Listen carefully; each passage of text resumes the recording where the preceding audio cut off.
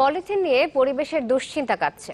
পাটজাত বর্জ্য থেকে পরিবেশ বান্ধব পলিব্যাগ তৈরির সফলতা এসেছে বাংলাদেশ পরমাণু শক্তি কমিশন গবেষকদের হাত ধরে, যা বিশ্বে নতুন। বিজ্ঞানীরা বলছেন নিজস্ব পদ্ধতির এই উদ্ভাবন পরিবেশ ও মানবদেহকে পলিব্যাগের ক্ষতিকর প্রভাব থেকে বাঁচাবে, এগিয়ে নেবে রপ্তানি বাণিজ্যকেও।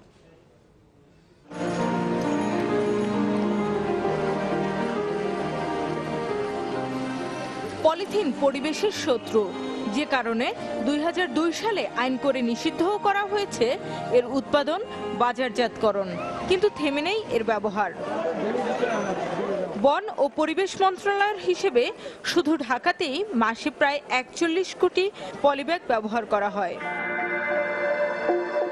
বিশ্বে প্রতি বছর ১ ট্রিলিয়ন মেট্রিক টন পলিথিন ব্যবহার হয়, যা ১০ লাখেরও বেশি পাখি এবং লক্ষাধিক জলজ প্রাণী ধ্বংসের কারণ। এর থেকে উতরাতে পৃথিবীব্যাপী চলছে নানা গবেষণা। থেমেছিল না বাংলাদেশও।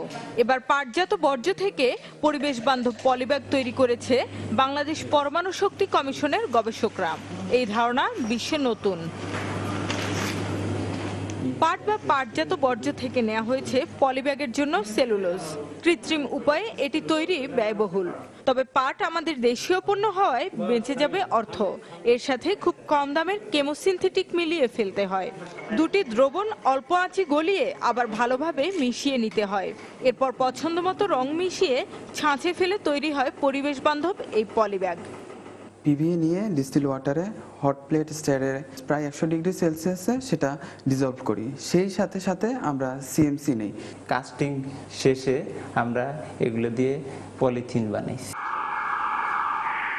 সাধারণ কাগজ যেখানে মাটিতে পচতে ১ থেকে ২ বছর লাগে, সেখানে নতুন উৎপাদিত এই পলিব্যাগ মাত্র ২ থেকে ৩ মাসেই মাটিতে মিশে যাবে। ইউরোপিয়ান কমিশন কিন্তু তারা বাদ সাধছে যে আমরা তোমার এই নন ডিগ্রেডেবল পিপি কভার দেওয়ার নিব না তোমাদের। গার্মেন্টস ইন্ডাস্ট্রির জন্য এটা সাংঘাতিক একটা ভালো জিনিস, প্যাকেজিং ম্যাটেরিয়াল তৈরি করতে পারবে যেটা। আর উদ্ভাবকরা বলছেন এই পলিব্যাগ স্বাস্থ্যসম্মত। সারা বিশ্ব যেখানে হিমশিম খাচ্ছে পলিব্যাগের ক্ষতিকর দিক নিয়ন্ত্রণে, সেখানে বাংলাদেশি বিজ্ঞানীদের এই উদ্ভাবন সবাইকে আশার আলো দেখাতে পারে।